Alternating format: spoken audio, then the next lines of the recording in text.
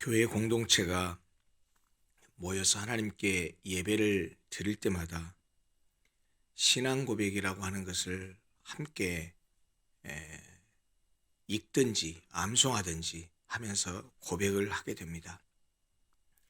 그 신앙 고백의 내용에 보면 우리도 오늘 이 새벽 기도를 시작하면서 사도신경으로 우리 신앙을 같이 고백했는데, 신앙 고백을 할 때마다 예수님께서 본디오 빌라도에게 고난을 받았다라는 말을 고백하면서 2000년 전부터 지금까지, 아니 앞으로 예수께서 다시 오실 때까지 그 본디오 빌라도의 이름은 사도신경 안에 같이 들어가 있어서 신앙 고백을 할 때마다 그의 이름이 우리의 입에 오르내리면서 불명예스러운 그런 사람으로 기억됩니다. 예수님이 실제로 재판에 넘겨진 죄목은 성경에 보면 크게 세 가지라고 말할 수 있습니다. 물론 유대인들과 대제사장들, 종교 지도자들이 예수를 모함해서 죽이기 위해서 그를 재판에 넘길 때 시비 걸었던 죄목은, 첫째는 예수가 로마 제국에 세금을 바치지 말도록 종용했다는 것입니다. 두 번째는 당시의 사람들의 민심을 흉흉케 해서 백성의 반란을 선동했다라는 것이 두 번째 죄목이고, 세 번째는 자기가 자기 스스로를 유대인의 왕이라고 했다라는 것입니다. 가만히 들여다보면 모두가 다 로마와 관계된 그런 죄목들입니다. 물론 이 죄목들은 예수님을 죽이기 위해서, 거짓으로 모함하기 위해서 꾸며낸 죄목들인데, 로마 제국에 대한 저항을 다 의미하고 있는 제목들입니다. 세금을 바치지 말라고 했다. 국가의 통치를 무시했다라는 얘기죠. 민심을 흉흉케 해서 백성의 반란을 선동했다. 국가 모반죄에 해당하죠. 자기를 유대인의 왕이라고 했다. 버젓이 당시에 로마의 황제가 있고 또 유대인 지역에는 그들을 다루는 총독이 있었는데 자기가 왕이라고 했다. 이렇게 얘기해서 로마법에 따라서 이 모든 죄들이 사형에 해당한다. 그러니까 예수를 십자가에 못 박으라고 요구하면서 재판에 붙였습니다. 로마 군사를 동원해서 예수님을 체포했던 이 유대 종교 지도자들은 이제 예수를 재판에 넘겨서 처형하기 위해서 실제로 신문을 합니다. 먼저는 대제사장 안나스에게 데리고 가서 신문을 하고, 가야바의 집에서 신문을 한 후에 드디어 오늘 본문에 나오는 본디오 빌라도에게 끌고 갑니다. 당시 로마 총독들은 평상시에는 항구 도시인 가이사랴에 살았습니다. 그러다가 유대인의 명절이 되면, 지금 오늘 본문에도 예수님이 십자가에 못 박혀 죽게 된 그 어간에 유대인의 명절인 유월절이라는 얘기를 하고 있는데요. 그 유대인의 명절이 되면 유대인들이 다 한 곳에 몰려들기 때문에 혹시 밀란이 일어날까 두려워서 군대를 이끌고 예루살렘에 와서 머물렀습니다. 평상시 때는 이 가이사랴가 휴양도시거든요. 거기에 살다가 이렇게 큰 절기가 돼서 유대인들이 모여들게 되면 정치적으로 불안하니까 군대를 이끌고 와서 예루살렘에 머물렀습니다. 그러다가 이제 순례자들이 다 흩어지고 나면 다시 총독도 가이사랴 휴양지로 돌아가서 거기에 머물곤 했습니다. 우리가 잘 아는 이 본디오 빌라도, 이 사람은 실제적으로 역사적으로 보면 AD 26년에서 36년에 걸쳐서 유대, 사마리아, 이두메 이 지역을 다스렸던 다섯 번째 로마 총독입니다. 우리나라도 이토 히로부미 그리고 일제 식민 통치를 당했을 때도 우리나라에 총독이 와서 다스렸죠. 지금은 광화문 앞에 있는 조선 총독부 건물이 철거됐지만은 그렇게 어떤 식민지를 지배했던 사람들은 본국의 황제로부터 권한을 위임받아서 그것을 통치하곤 했는데, 이 본디오 빌라도도 아까 말씀드린 대로 유대 지역, 사마리아 지역, 이두메 지역을 다스리는 다섯 번째 로마 총독이었습니다. 이렇게 총독에게 로마 황제가 부여했던 임무는 열광적인 신앙을 가졌던 당시 유대인들의 반란을 막고 그리고 효과적으로 이 지역을 안정적으로 잘 통치하라라고 하는 것이 총독에게 부여한 임무였죠. 그래서 이 빌라도는 성경에 보면 보통 때는 유화 정책을 펴서 유대인들의 의견을 다 들어주었습니다. 그러다가 때로 반란이 일어나면 무참히 그들을 무력으로 진압하고 짓밟았던 그런 행적을 보입니다. 오늘 본문에 보면 대제사장과 그 무리들이 이른 새벽에 빌라도가 일하는 관정으로 예수님을 끌고 갑니다. 많은 사람들이 모이는 이 6월절 하루 전날이었기 때문에 이 로마의 관료들은, 로마의 정치인들은 무슨 사고나 나지 않을까, 혹시라도 데모라도 일어나고 밀란이 일어나지 않을까 해서 바짝 긴장하고 있는 때입니다. 그런데 새벽부터 와서 문을 두드리는 이 소리에 나가보니 빌라도가 밖으로 나가서 무슨 일로 너희들 지금 이 예수를 데려와서 고발을 하느냐라고 물으니까 그들은 이 예수님에 대해서 이 자가 악한 죄를 저지른 사람입니다. 악행을 범한 사람입니다. 라고 고발합니다. 빌라도는 이미 알고 있었습니다. 예수라는 자가 그렇게 정치적으로 무슨 죄를 지은 것이 아니고 유대인들 사이에, 유대인들끼리에 종교적인 어떤 문제로 다툼이 있다는 사실을 알고 있어서 빌라도는 그들의 일에 관여하고 싶지 않았습니다. 그래서 예수를 데려다가 너희들의 법으로, 너희들끼리 싸우는 문제니까 너희들의 종교의 법으로 재판하라고 하니까 이 대제사장들이 빌라도에게 하는 말이 우리는 이 사람을 죽일 권한이 없습니다. 사형시킬 권한이 없습니다. 그러니까 할 수 없이 빌라도가 다시 예수를 불러서 신문을 하는 장면이 오늘 우리가 읽은 본문의 내용입니다. 빌라도가 예수님께 묻습니다. 네가 유대인의 왕이냐? 그런데 예수님으로부터 뜻밖의 대답을 듣습니다. 그래, 내가 왕이다. 이렇게 처음에 대답한 게 아니고 너 도대체 나한테 왕이냐라고 물었는데 네가 스스로 나에게 묻는 말이냐? 아니면 누가 너에게 이 말을 해준 것이냐? 라고 묻습니다. 그러면서 예수님의 대답이 내 나라는 여기에 속한 것이 아니다 라고 대답합니다. 그러니까 네가 유대인의 왕이냐라고 물었을 때 그 왕이라고 하는 것이 지상의 어떤 통치력을 묻는 질문이었다고 한다면 예수님은 내 나라는 여기에 있는 것이 아니다. 물론 예수님은 왕이시죠. 그런데 예수님이 왕이라고 하는 것은 어떤 육신적인 정치적인 이 땅에서 왕을 얘기하는 것이 아니었기 때문에 내 나라는 여기에 속한 것이 아니다 라고 대답했습니다. 그랬더니 빌라도가 그러면 네가 왕이 아니라는 말이냐? 라고 되묻습니다. 그런데 예수님이 그때 다시 아니다. 네가 말한 대로 내가 왕이다 라고 말합니다.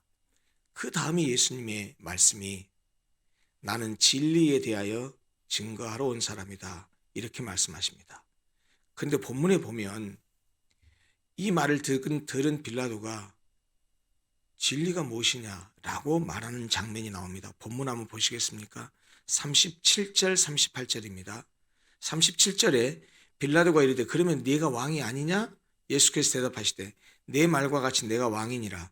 내가 이를 위하여 태어났으며 이를 위하여 세상에 왔나니 곧 진리에 대하여 증언하려 함이로라. 무릇 진리에 속한 자란 내 음성을 듣느니라 라고 말씀하셨습니다. 38절에 빌라도가 이르되 진리가 무엇이냐 하더라. 그냥 글로 쓰였기 때문에 이게 무슨 뜻인지 할 수 있습니다. 진리가 무엇이냐라고 하면서 예수님께 진리를 묻는 것으로 오해할 수 있지만 진리가 무엇이냐라고 말했던 이 빌라도의 말은 진지하게 진리에 대해서 질문하는 것이 아니라 야, 너 같은 몰골을 하고 있는 사람이 진리에 대해서 증언하러 왔다고? 네가 진리에 대해서 뭘 안다고 그렇게 짓거리고 있어?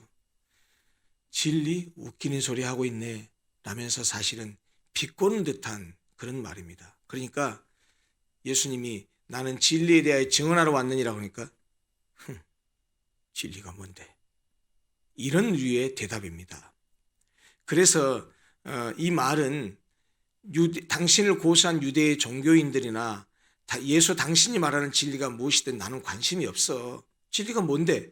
이런 뜻입니다. 그래서 결국 빌라도는 예수님을 십자가에 못 박도록 내어 죽음합니다.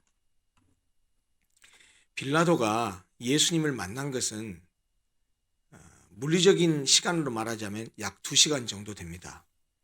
사실 빌라도의 입장에서 보면 그의 인생 전체를 바꿔 놓을 수 있었던 절호의 기회였습니다. 왜요? 진리의 왕이시고 진리 그 자체이신 예수님을 직접 눈앞에서 대면했기 때문입니다.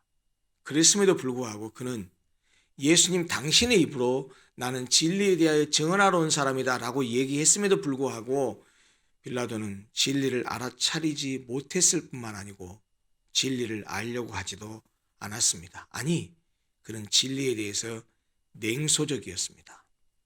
그는 삶의 목표나 원칙, 또 이것들의 동력을 주는 진리에 대한 관심을 잃어버린 채 오직 현실의 권력만을 추구했던 사람입니다. 그는 법과 원칙보다는 자신의 총독직이 유지될 수 있느냐 하는 것에 관심이 있었고 거기에 모든 것을 건 사람이라고 말할 수 있습니다. 어찌 보면 의무가 아닌 이익을 우선시했던 사람입니다.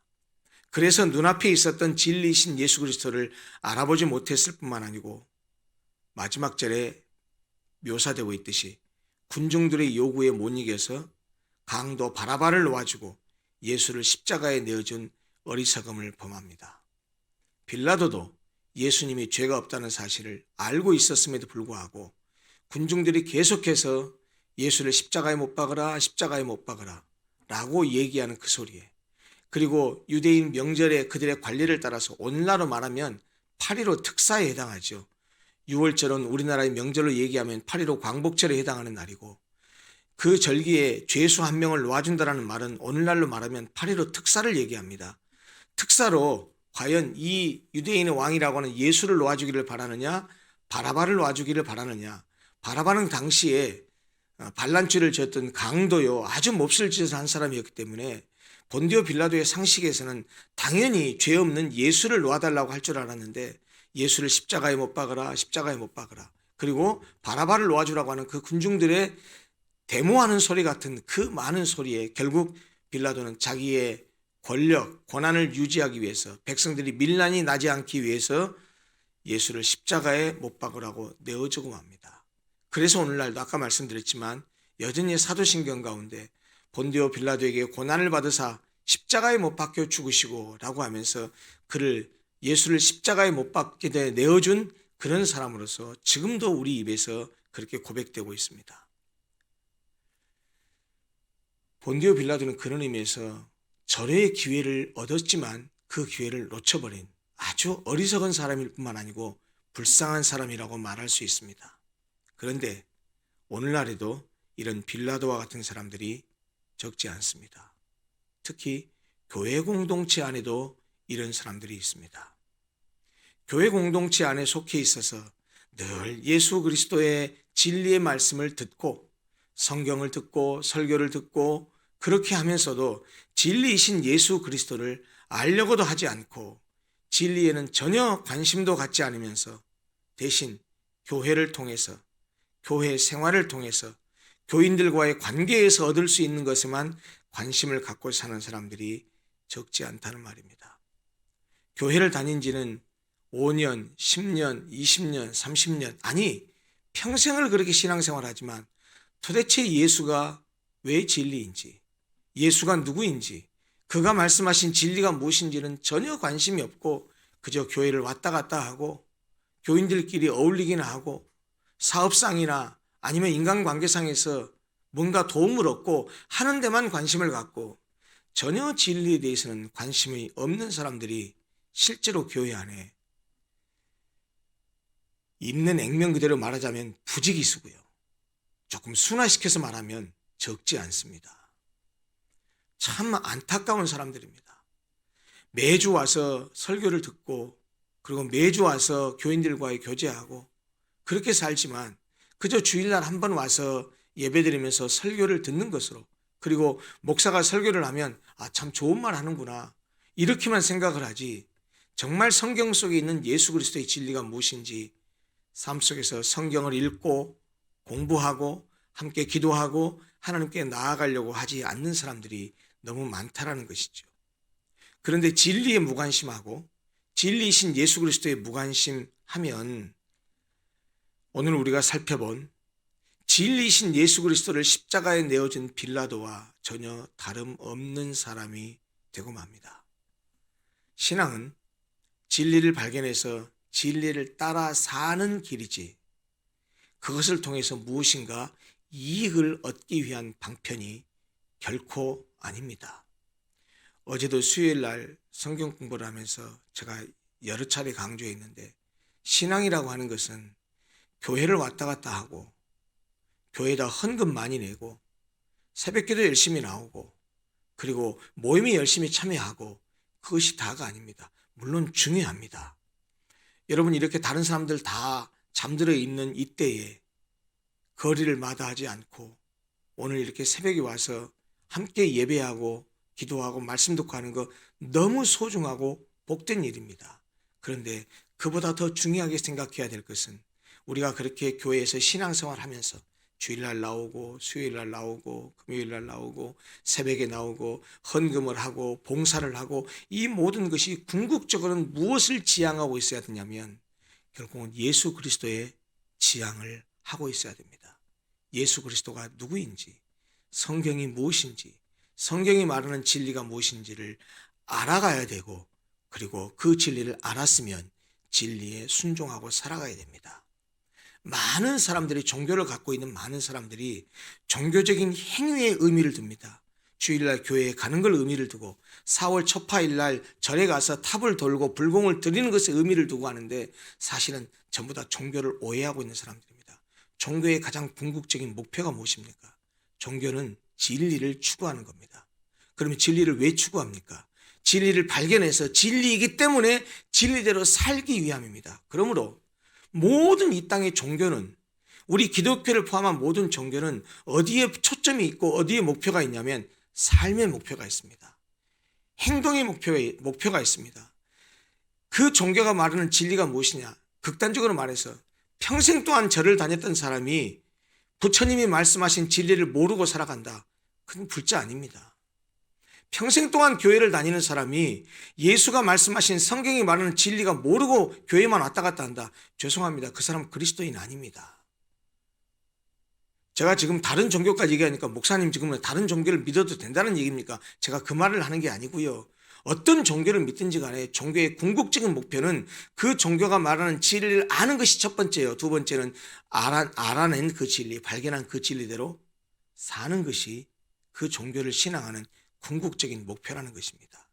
여러분 오늘 지금 우리가 본디오 빌라도가 진리신 예수 그리스도와 함께 직접 진리에 관해서 얘기할 수 있는 절호의 기회에 있단 말이에요. 네가 왕이냐? 내 나라는 이 땅의 나라가 아니다. 너 그러면 유대인 왕이 아니란 얘기냐? 아니야, 나 왕 맞아. 나는 말이야 내가 유대인의 왕으로서 그리고 이 땅의 영적인 왕으로서 그 일을 위해서 내가 왔고 그것을 하러 왔어. 나는 진리를 증거하러 온 사람이야. 웃기고 있네. 진리가 뭔데? 난 진리 관심 없어.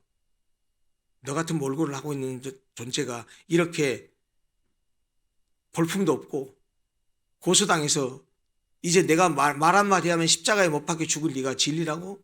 네가 진리를 원하네? 진리 웃기는 소리 하고 있네. 이러면서 진리를 비웃고 냉소적인 태도를 취했던 이 빌라도처럼 평생을 교회를 다니고 늘 교회 안에 발을 붙이고 있지만 정말 진리이신 예수 그리스도가 전했던 진리의 말씀, 성경이 말하는 진리를 전혀 관심이 없이 그저 루틴하게 왔다 갔다 교회나 왔다 갔다 하면서 교인들과 어울리고 주일날 가면 교회 나가면 목사님 좋은 말씀이라 듣고 오지 이런 생각을 하고 살아간다면 마치 진리 앞에서 진리를 발견하지 못하고 영원히 구원받을 수 있는 그 기회를 놓쳐버린 이 빌라도가 바로 그런 사람들의 모습과 다름이 없다라는 것입니다.